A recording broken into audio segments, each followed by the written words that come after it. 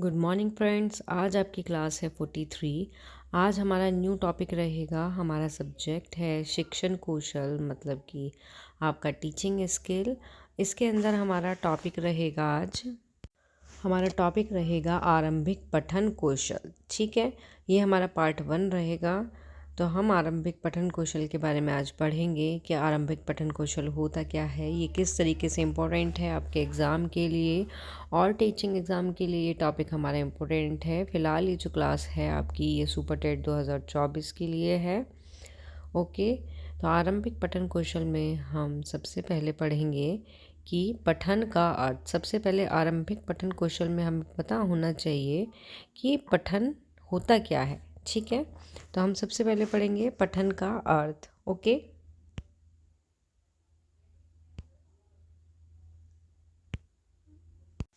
तो हमारा सबसे पहले आता है इसके अंदर पठन का अर्थ। ओके, तो पठन होता क्या है, सबसे पहले तो हमें ये पता होना चाहिए लिखी हुई सामग्री को पढ़ते हुए उसका अर्थ ग्रहण करके उसके पश्चात उस पर अपना मत्य सोच विचार स्थिर करना और फिर उसके अनुसार व्यवहार करने से है। मतलब कि जो पठन होता है, पठन का अर्थ होता है कि लिखी हुई सामग्री को, कोई भी लिखी हुई सामग्री है उसको पढ़ते हुए, उसको हम पढ़ रहे हैं। ठीक है, जैसे बुक है, बुक में भी कोई भी सामग्री लिखी हुई है तो हम उसको सबसे पहले क्या करते हैं, रीड करते हैं, पढ़ते हैं।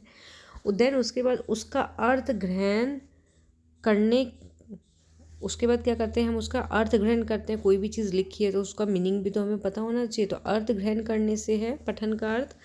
और उसके पश्चात क्या होता है, इसके पश्चात होता है कि उस पर अपना मत्य सोच विचार स्थिर करना। कि जो भी वो सामग्री है, जो भी वो लिखा हुआ है, हमने उसका अर्थ ग्रहण कर लिया। देन उसके बाद हम अपना सोच और विचार उस पर क्या करेंगे, स्थिर करेंगे। ओके, और फिर उसके अनुसार हम क्या करेंगे, व्यवहार करने से है। तो ये होता है हमारा पठन, ये है हमारा पठन का मीनिंग। ओके, अब हमारी पठन में जो है बहुत सारी बातें हैं जिनको हमने सम्मिलित किया है। तो वो कौन कौन सी बातें हैं उनके बारे में हम पढ़ेंगे। ठीक है, तो इसमें हमारा नेक्स्ट हेडिंग आती है आपकी,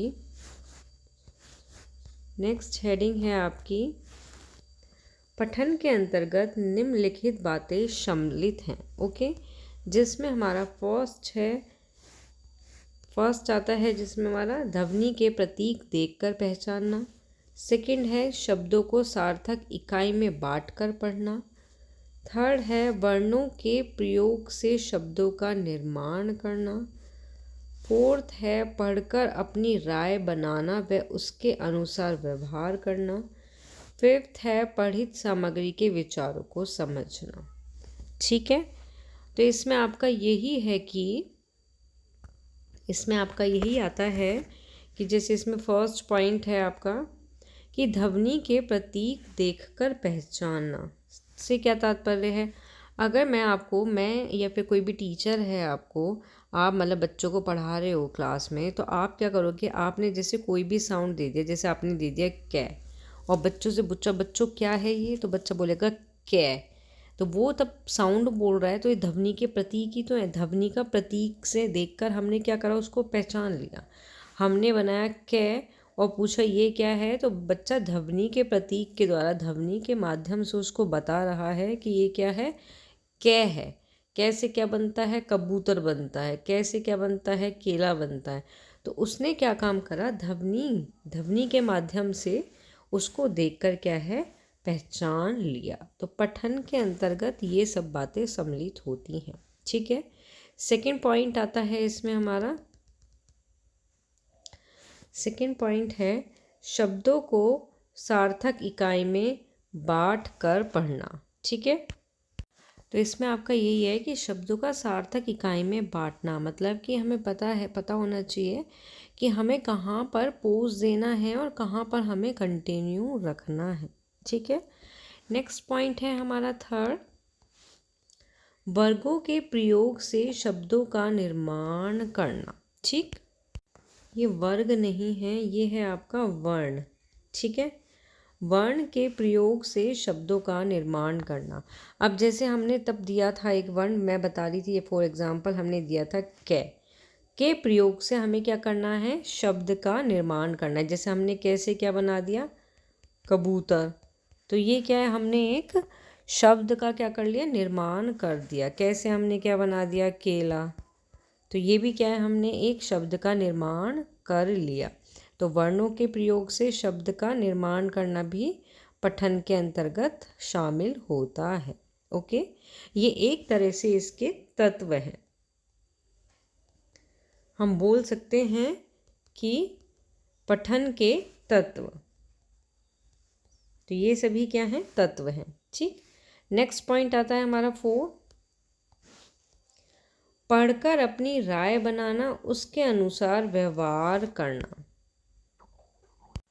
तो यहाँ पढ़कर अपनी राय बनाना और उसके अनुसार व्यवहार करने से ये है कि मान लो आपके पास आपका कोई एक सब्जेक्ट है, जैसे साइंस आपको पढ़ना है, विज्ञान आपको पढ़ना है, तो विज्ञान के लिए आपने काफ़ी सारी बुक पढ़ी, एक टॉपिक लिया आपने और उसके लिए हमने काफ़ी सारी बुक को हमने पढ़ा, लेकिन हमने देखा कि उन सारी बुक में से कोई एक बुक ऐसी है जो आपके लिए बहुत हेल्पफुल है, कि उस बुक से आपको उस टॉपिक का मीनिंग बहुत इजीली अच्छे से समझ में आ रहा है। तो आप क्या करोगे, उसके बाद क्या करोगे, आप उसके अनुसार व्यवहार करना, अपनी राय बनाना। आप अपनी राय बना लोगे कि हाँ भाई, इस टॉपिक के लिए ये वाली बुक जो है बहुत बेस्ट है, क्योंकि इसमें मीनिंग जो है बहुत बढ़िया दिया हुआ है। तो उसके अनुसार व्यवहार बनाने से है या व्यवहार करने से है कि आप हर किसी को रिकमेंड करोगे, हर किसी को आप बताओगे कि भाई इस वाले टॉपिक को अगर पढ़ना है तो उस बुक से पढ़ना, क्योंकि इसका जो मीनिंग है वो बहुत अच्छा है। तो इस लाइन से आपका तात्पर्य यही है कि पढ़कर अपनी राय बनाना, कि कोई भी चीज़ आपने पढ़ी वो मीनिंगफुल हो, आपको समझ आए, तो देन उसके बाद आप क्या करोगे, व्यवहार करोगे उसके अनुसार, मीन्स सबको उस चीज़ के बारे में बताओगे। ठीक है, नेक्स्ट पॉइंट आता है हमारा, नेक्स्ट पॉइंट है पठित सामग्री के विचारों को समझना। तो यहाँ आपका पठित सामग्री के विचारों को समझने से तात्पर्य यही है कि लेखक ने मान लो कोई भी क्या है, कोई भी विचार प्रस्तुत किया है, मीन्स कोई बुक है, किसी बुक के अंदर कोई भी विचार लिखा हुआ है, कोई शौक का विचार है, और आप वहाँ पे रोमांस ढूंढने लगो कि हाँ भाई कि क्या, और आप हंसने लगो एक तरह से कि शौक की बात चल रही है लेकिन आप हंस रहे हो, आप इमेज कर रहे हो यहाँ पे रोमांस को, तो वो गलत है, ऐसा नहीं होना चाहिए। तो पठित सामग्री के विचारों को समझना, कि जो उसके विचार हैं उसको समझो, उसके भाव को समझो कि वो क्या कहना चाह रहा है उस चीज़ के लिए। ठीक है, तो ये क्या है आपके पठन में, ये निम्न बातें हैं, या हम इसको बोल सकते हैं कि पठन के तत्व। ठीक है, तो ये आपके पठन के जो तत्व हैं ये यहाँ ख़त्म होते हैं। उसके बाद हमारी इसमें नेक्स्ट हेडिंग आती है, नेक्स्ट हेडिंग है हमारी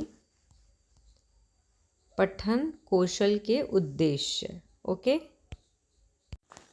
तो हमारा इसमें नेक्स्ट हेडिंग आती है, नेक्स्ट हेडिंग है हमारी पठन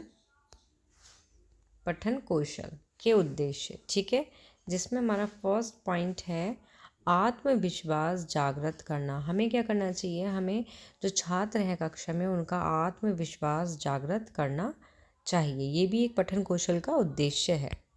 इसके लिए हम ये कर सकते हैं, स्टार्टिंग हम इस तरीके से कर सकते हैं कि पूरी कक्षा के सामने, कि आपकी पूरी क्लास है उसके सामने हम क्या कर सकते हैं कि छात्र की सराहना कर सकते हैं, या फिर उनके प्रयास की प्रशंसा करना भी एक तरह से शानदार शुरुआत रहेगी बच्चे के लिए, कि उसका आत्मविश्वास जागृत करने के लिए।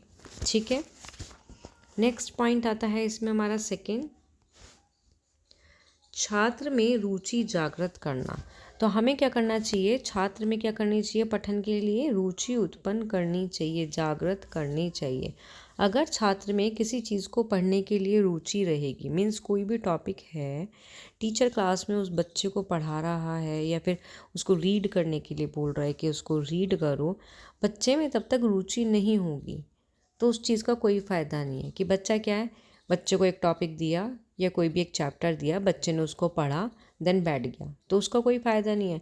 तब तक बच्चे में रुचि उत्पन्न नहीं है। अगर उसमें रुचि है तो वो उस सब्जेक्ट को, टॉपिक को पढ़ेगा भी, और तब पढ़ेगा तो इस तरीके से पढ़ेगा कि उसको मीनिंग का भी पता होगा, मीनिंग फुल तरीके से उसको पढ़ेगा। तो रुचि, इसीलिए हमें छात्र के अंदर रुचि जागृत करनी चाहिए। तो पठन कौशल का उद्देश्य ये भी है कि छात्र में रुचि को जागृत करना पठन कौशल के लिए। ओके, नेक्स्ट पॉइंट आता है इसमें हमारा थर्ड पॉइंट है हमारा दृश्य इंद्रियों को क्रियाशील बनाना। तो इसमें हमारा ये भी है एक उद्देश्य पठन कौशल के लिए कि दृश्य इंद्रियों को क्रियाशील बनाना, कि हमें छात्र की दृश्य जो इंद्रियां होती हैं उनको क्या बनाना चाहिए, क्रियाशील बनाना चाहिए। ठीक है, नेक्स्ट पॉइंट आता है इसमें हमारा स्व अध्याय आदत का विकास, कि छात्र में स्व अध्याय की आदत का हमें विकास करना चाहिए कि वो खुद भी स्वयं भी अध्याय कर सके। तो इस आदत का हमें क्या करना चाहिए, विकास करना चाहिए। ओके, नेक्स्ट पॉइंट है हमारा इसमें कि नेक्स्ट पॉइंट आता है वर्णमाला के सभी अक्षर को पहचान कर पढ़ना। तो हमें क्या करना है, हमें छात्र को सबसे पहले तो वर्णमाला सिखाना है।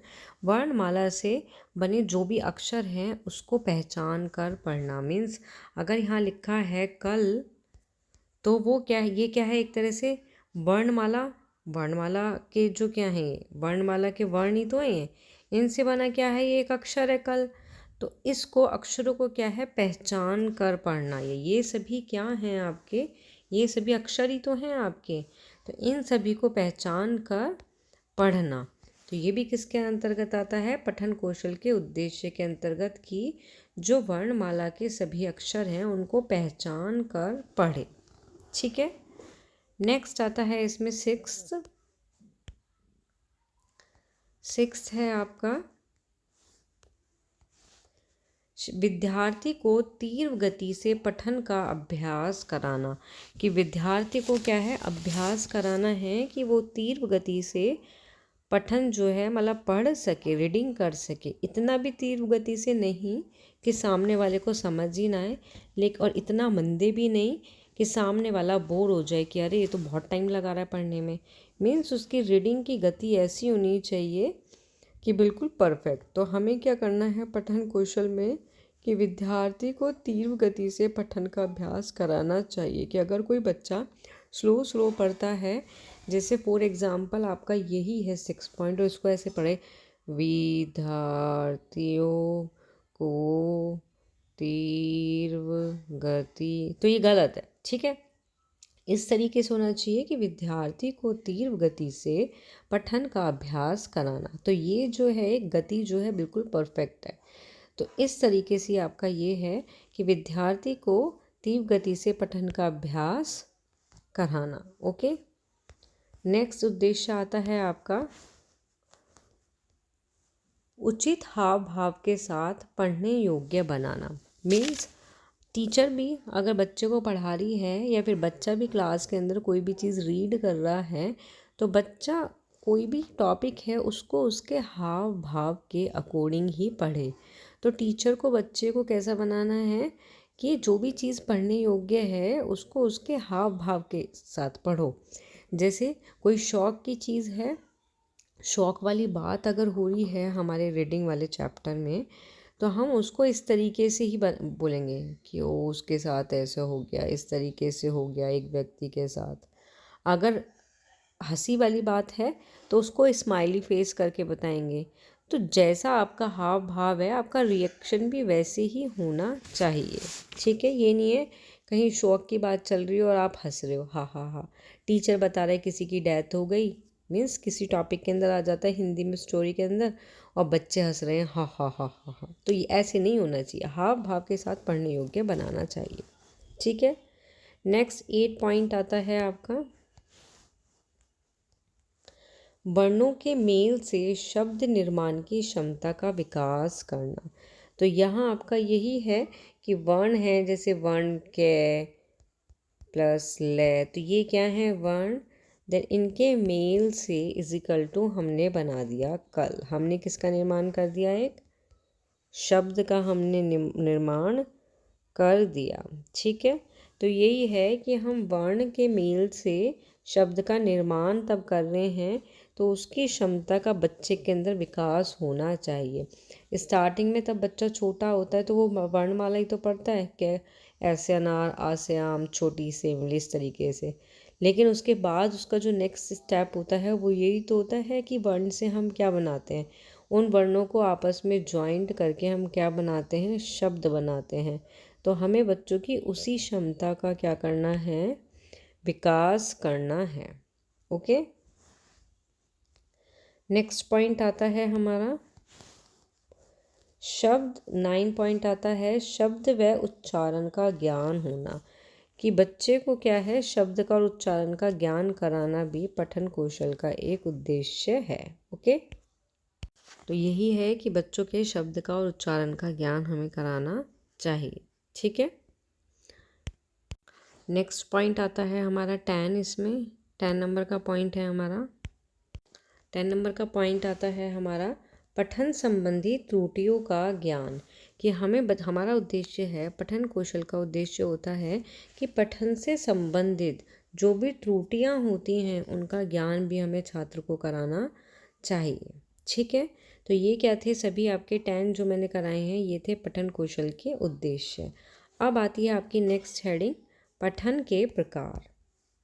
ठीक है, तो नेक्स्ट हेडिंग आती है आपकी पठन के प्रकार। ओके, जिसमें हमारा जो पठन है वो कितने टाइप्स का होता है, वो होता है 2 तरीके का। पठन के जो प्रकार हैं वो 2 प्रकार होते हैं। फर्स्ट होता है सस्वर पठन और सेकंड होता है आपका मौन पठन। ओके, तो हम सबसे पहले बात करेंगे सस्वर पठन की, कि सस्वर पठन जो है वो होता क्या है। ठीक, तो हमारी हेडिंग आती है, हमारी हेडिंग है इसमें सस्वर पठन, सस्वर पठन। ओके, तो इसमें हमारा है कि सस्वर पठन हमारा क्या होता है, तो यह पठन का एक प्रकार है जिसमें पाठ को स्वर के साथ पढ़ा जाता है। इसमें क्या होता है कि ये क्या होता है, जो सस्वर पठन जो है ये किसका है, ये पठन का एक प्रकार है। ठीक है, जिसमें क्या करते हैं हम, पाठ को, कोई भी पाठ है उसको स्वर के साथ पढ़ा जाता है। ठीक, सेकंड पॉइंट आता है आपका, सेकंड पॉइंट है आपका छोटे बच्चे कि सस्वर जो पठन होता है उसका यूज़ हम मोस्टली कहाँ पर करते हैं, छोटे बच्चों के लिए करते हैं हम इसका। ठीक है, थर्ड इसमें पॉइंट आता है हमारा उच्चारण के साथ पढ़ना। उच्चारण के साथ क्या है, पढ़ना या पठन करना। तो ये हम किस में यूज़ करते हैं, मोस्टली फर्स्ट या सेकेंड क्लास में हम इसका यूज़ करते हैं। सस्वर पठन का यूज़ हम अधिकतर क्या करते ही हैं, फर्स्ट और सेकेंड क्लास में हम करते हैं। ठीक है, तो जो ये उच्चारण के साथ पठन से तात्पर्य है ये 2 टाइप्स का होता है, ये भी आपका, तो ये होता है 2 तरीके का होता है। कौन कौन से हैं वो आपके, फर्स्ट है आपका व्यक्तिवाचक वाचन और सेकंड है आपका सामूहिक वाचन। ठीक है, तो ये आपका इस तरीके से है कि उच्चारण के साथ जो पढ़ना होता है वो फर्स्ट या सेकंड क्लास के लिए यूज़ करते हैं सस्वर पठन का। इसके हमारे 2 मीनिंग होते हैं, व्यक्तिवाचन और सामूहिक वाचन। अब व्यक्तिवाचन होता क्या है, इसमें क्या होता है, व्यक्तिवाचन में हमारा क्या होता है, एक व्यक्ति मतलब शिक्षक। तो व्यक्तिगत वाचन में हमारा यही होता है सस्वर पठन से रिलेटेड, कि इसमें क्या है, टीचर बोलता है, टीचर पठन करता है एक तरह से, और बच्चे क्या हैं उस चीज़ को सुनते हैं। इसमें एक व्यक्ति होता है, एक व्यक्ति का रोल होता है। लेकिन सेकंड है हमारा सामूहिक वाचन, तो इसमें क्या होता है, 2 या 2 से अधिक छात्र इसको हम बोलते हैं अनुकरण वाचन भी बोलते हैं। एक तरह से हम ऐसे बोल सकते हैं कि रिपीटेड वाला। ठीक, जैसे कोई भी पार्ट है उसको छोटी क्लास में, फर्स्ट या सेकंड क्लास में बच्चा पढ़ रहा है, कोई भी चीज़ है उसको बच्चा पढ़ रहा है। बच्चे ने बोला आज हम वहाँ गए, आज हम बाजार में गए, वो आपका एक पाठ के अंदर एक लाइन है। ठीक है, तो बच्चे भी उस चीज़ को क्या कर रहे हैं, रिपीट कर रहे हैं। बच्चे भी रिपीट गए, आज हम बाजार में गए। ओके, या कोई भी वर्ण है या कोई भी शब्द है, जैसे बच्चे ने बोला कल, तो जो और बच्चे बैठे हैं वो भी क्या बोलेंगे, कल। तो ये क्या होता है, सामूहिक वाचन क्या होता है, इसमें दो या दो से अधिक छात्र होते हैं। एक तरह से ये आपका अनुकरण वाचन होता है। और व्यक्तिगत वाचन में क्या होता है कि इसमें एक ही व्यक्ति होता है, जैसे टीचर, कि टीचर ही उस चीज़ को पठन कर रहा है। ओके, नेक्स्ट पॉइंट आता है आपका इसमें, नेक्स्ट पॉइंट है आपका, इससे बच्चों में वाचन कौशल का विकास होता है। कि जो आपका सहस्वर पठन है, इससे क्या होता है, बच्चे के वाचन कौशल का विकास होता है। ठीक है, बच्चे का वाचन कौशल का विकास करने के लिए सहस्वर पठन जो है इम्पोर्टेंट है। ठीक है, नेक्स्ट पॉइंट आता है आपका, बच्चों को उचित गति लय के साथ पठन करने की योग्यता मिलती है। पठन, सहस्वर पठन से क्या होता है कि बच्चे को उचित गति और लय से पढ़ने की या पठन करने की क्या मिलती है, योग्यता मिलती है।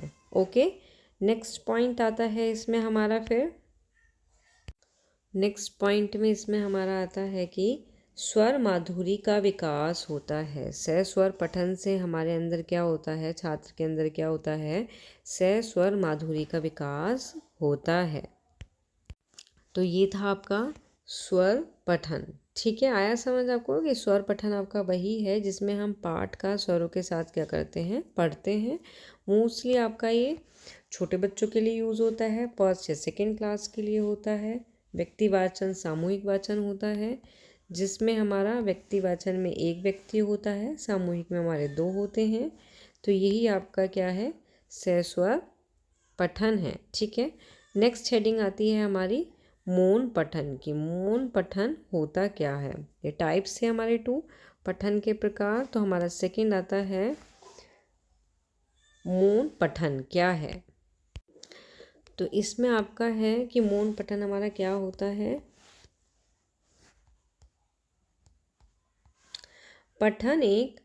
पठन का एक तरीका है। ये भी जो है मौन जो पठन है, ये भी एक पठन का क्या होता है, तरीका होता है, या इसका एक प्रकार है, ऐसे हम लिख सकते हैं। आगे इसमें आता है कि लिखित सामग्री को बिना आवाज़ के पढ़ा जाता है। तो मौन पठन का मीनिंग यही होता है, या फिर मौन पठन वही होता है, कोई भी सामग्री लिखी हुई है, कोई भी टॉपिक आपका लिखा हुआ है, उसको बिना आवाज़ के पढ़ना। आवाज़ नहीं करनी हमें, सिर्फ हमें मौन रूप से पढ़ना है। तो ये आपका कहलाता है मौन पठन। ठीक है, नेक्स्ट पॉइंट आता है इसमें हमारा बड़े बच्चे की। मौन पठन जो है हम मोस्टली यूज़ करते हैं बड़ी कक्षा में या फिर बड़े बच्चों के लिए। जैसे हम क्लास में बोल देते हैं कि बच्चों ये वाला चैप्टर मैंने पढ़ा दिया है, रीड करा दिया था, समझा दिया था, अब बैठ के आप इसको आराम से चुपचाप होके इसको पढ़ो मौन रूप से। ओके, नेक्स्ट आता है इसमें पॉइंट हमारा आँखें व मस्तिष्क का ज़्यादा प्रयोग और सक्रिय होना। ये ज़्यादा सक्रिय रहते हैं, मतलब कि जो आपका मौन पठन है, इसमें छात्र की आँखें, उसका मस्तिष्क क्या होता है, ज़्यादा प्रयोग में आता है। और ये क्या रहता है, ये एक तरह से सक्रिय रहता है, क्योंकि अगर हम मौन रूप से पढ़ रहे हैं तो हम अपने आइज़ से क्या कर रहे हैं, उस चीज़ को बड़े ध्यान से देख रहे हैं, और अपने मस्तिष्क का, दिमाग का हम क्या कर रहे हैं, यूज़ कर रहे हैं। तो ये दोनों चीज़ क्या होती हैं छात्र की, ये सक्रिय रहती हैं मौन पठन के समय पर। ठीक, आगे आपका आता है नेक्स्ट पॉइंट है इसी में, नेक्स्ट पॉइंट आता है इसमें हमारा, नेक्स्ट पॉइंट है कि इससे वाचन की गति बढ़ती है। ठीक है, जो मौन पठन है, अगर हम मौन पठन कर रहे हैं, छात्र मौन पठन कर रहा है, तो इससे क्या होगा, इससे उसकी वाचन की या उसके पठन करने की गति क्या है, बढ़ती है। ठीक है, नेक्स्ट इसमें आता है आपका अर्थ समझने का हुनर बढ़ता है, कि अगर छात्र मौन पठन कर रहा है तो उससे छात्र का क्या चीज़ बढ़ती है, अर्थ समझने में, कि जो भी चीज़ तुम पढ़ रहे हो उसका अर्थ आप क्या है, बहुत जल्दी से समझ सकते हो। ओके, मौन पठन में। नेक्स्ट आपका आता है, नेक्स्ट है आपका स्व अध्याय करने की रुचि बढ़ती है, कि स्व अध्याय, खुद से ही अध्याय करने की, सेल्फ स्टडी करने की क्या होती है, इसमें रुचि भी बढ़ती है अगर हम मौन पठन कर रहे हैं तो। ओके, तो ये इस तरीके से फ़ायदेमंद भी होता है। नेक्स्ट पॉइंट है आपका उच्चारण अभ्यास में मदद मिलती है, कि उच्चारण अभ्यास में क्या मिलती है, मदद मिलती है, किस चीज़ से, आपके मौन पठन के द्वारा। ओके, नेक्स्ट पॉइंट है हमारा इसमें, नेक्स्ट पॉइंट आता है आपका एकाग्र होकर पढ़ने का अभ्यास होता है, कि एकाग्र होकर पढ़ने का क्या होता है, एक तरह से अभ्यास भी होता है मौन पठन से। तो मौन पठन इन सब चीज़ के लिए भी इम्पोर्टेंट है आपका, कि वाचन गति बढ़ती है, अर्थ समझने का हुनर बढ़ता है, सेल्फ स्टडी जो है उसमें रुचि बढ़ती है आपकी, उच्चारण अभ्यास में मदद मिलती है, और एकाग्र होकर पढ़ने में का अभ्यास भी होता है।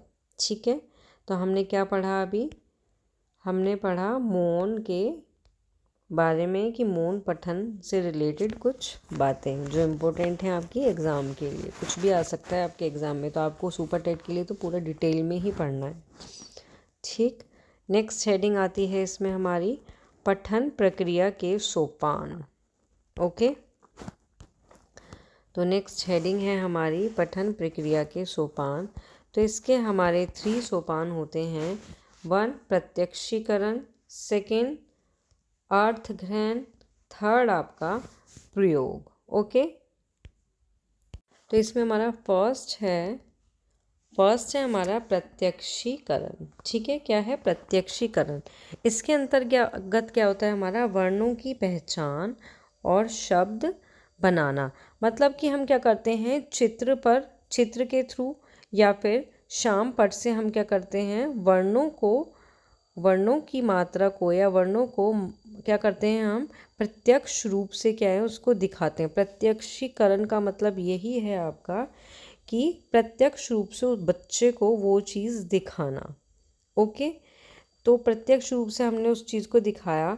जैसे हम वर्णों की पहचान करने से तात्पर्य है, जैसे हमने लिखा हमने लिखा जैसे ए से अनार, ओरली बोल रहे हैं वो एक अलग चीज़ हो गई। लेकिन हम प्रत्यक्षीकरण का मतलब है यहाँ कि बच्चे को या तो उसका चित्र बना के दिखाओ, कि हमने क्या है, हमने यहाँ चित्र बना दिया और बोला कि ऐसे अनार। ठीक है, हमने उसको प्रत्यक्ष रूप से दिखाया है कि ये अनार होता है। ठीक, तो ये क्या है, ये भी आपका प्रत्यक्षीकरण के अंतर्गत आता है, कि ये आपके पठन सोपान जो है, प्रक्रिया के सोपान में फर्स्ट पॉइंट प्रत्यक्षीकरण है, जो मोस्ट इम्पोर्टेंट है आपका, कि बच्चे को तब किसी भी चीज़ का ज्ञान दो तो अगर उसको प्रत्यक्ष रूप से दिखाकर तुम प्रत्यक्षीकरण के थ्रू अगर दे रहे हो तो वो बच्चा जल्दी से ग्रहण करता है।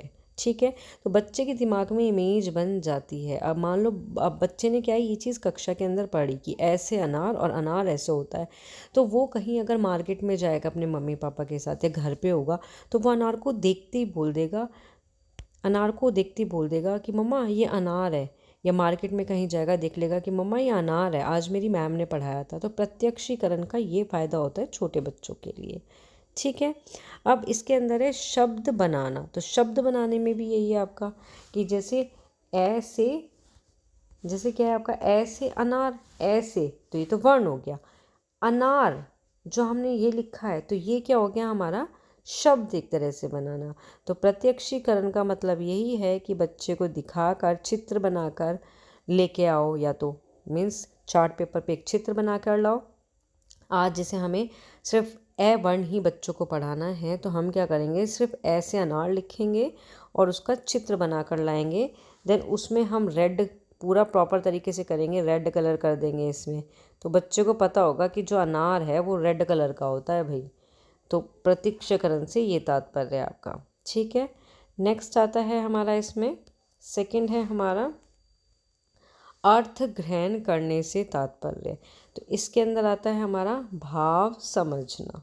मतलब तो अर्थ ग्रहण करने से तात्पर्य यही है कि पठन का, कि अगर हम कोई भी चीज़ पढ़ रहे हैं या पढ़ाने हैं तो हमारा जो मतलब है वो उच्चारण से नहीं होना चाहिए कि हम आए, हमने सिर्फ रीडिंग करी, बात ख़त्म। नो, भाव समझना, कि हमें उसका मीनिंग भी समझना है, उसका भाव भी हमें समझना है और उसका अर्थ ग्रहण करना है। अर्थ ग्रहण करने से यही है कि कोई भी चीज़ रीड कर रहे हो, पठन कर रहे हो, तो उसका अर्थ भी ग्रहण करो, भाव समझ कर, कि उसके भावों को समझ कर।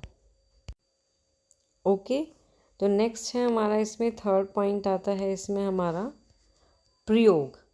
प्रयोग से तात्पर्य दैनिक क्रिया में प्रयोग करना, कि हमने कोई भी चीज़ पढ़ी है तो उसका हम क्या करेंगे, दैनिक क्रिया में प्रयोग करेंगे। फॉर एग्जांपल, मान लो मेरे को आपको टॉपिक पढ़ाना है पठन, पठन से रिलेटेड, या हमारा टॉपिक जैसे आज का है आरंभिक पठन कौशल। तो मैंने क्या काम करा, मैंने उस चीज़ को टॉपिक लिया, देन उसके बारे में सारी चीज़ें पढ़ी, देन आपके लिए नोट्स बनाए, मैंने लिख दिया और मैंने वीडियो डाल दी। ठीक है, उसके बाद तब मैंने वीडियो डाली, और वीडियो भी नहीं डाली, अगर मैं लाइव क्लास भी ले रही हूँ तो मैं क्या कर रही हूँ, मैं आपको उस चीज़ को पढ़ा रही हूँ। तो मैंने क्या करा, मैंने कोई भी चीज़, मैंने कोई भी टॉपिक लिया, जैसे मैंने टॉपिक लिया आरंभिक पठन कौशल, मैंने टॉपिक लिया, ठीक है, उसको हमने प्रत्यक्षीकरण, मैंने उसको प्रत्यक्ष रूप से पढ़ा, वर्णों की पहचान करी, शब्दों की पहचान करी, उसके बारे में डिटेल पढ़ी, अर्थ ग्रहण करा, मैंने उसका मीनिंग ग्रहण करा, देन प्रयोग, प्रयोग मैंने उसका क्लास में कर दिया, लाइव क्लास में आपको समझा कर, कि ये सारी चीज़ें मैंने आपको समझाई। तो एक तरह से मैंने उसको दैनिक क्रिया में उसको क्या करा, प्रयोग करा। ये तो हो गया कि ये एग्जाम्पल। छोटे बच्चों के लिए एग्जाम्पल ये है कि क्लास में आपने बच्चों को कुछ भी पढ़ाया, वो उस पढ़े हुए का यूज़ वो क्या करे, अपने घर पे जाके प्रयोग करे, तो वो होता है दैनिक क्रिया में प्रयोग करने से तात्पर्य। ओके, तो यहाँ होती है ये आपकी क्लास समाप्त पठन की। नेक्स्ट आगे हमारे इसके अंदर कुछ टॉपिक रह जाते हैं, कुछ पॉइंट्स रह जाते हैं जिसके बारे में हम डिस्कस करेंगे जो इम्पोर्टेंट हैं। जैसे फॉर एग्ज़ाम्पल पठन शिक्षण की विधियाँ, इसमें महत्व और उसके मूल्यांकन, पठन कौशल के या पठन से रिलेटेड जो भी त्रुटियाँ होती हैं, प्रॉब्लम्स होती हैं, उनका सॉल्यूशन कैसे निकलता है। तो ये हमारे कुछ पॉइंट्स हैं जिसके बारे में हम डिस्कस करेंगे नेक्स्ट क्लास में। यहाँ आपकी क्लास होती है समाप्त पठन की। ओके, जिसको भी वीडियो पसंद आए वो इसको लाइक, शेयर, सब्सक्राइब करना ना भूलें। Thank you.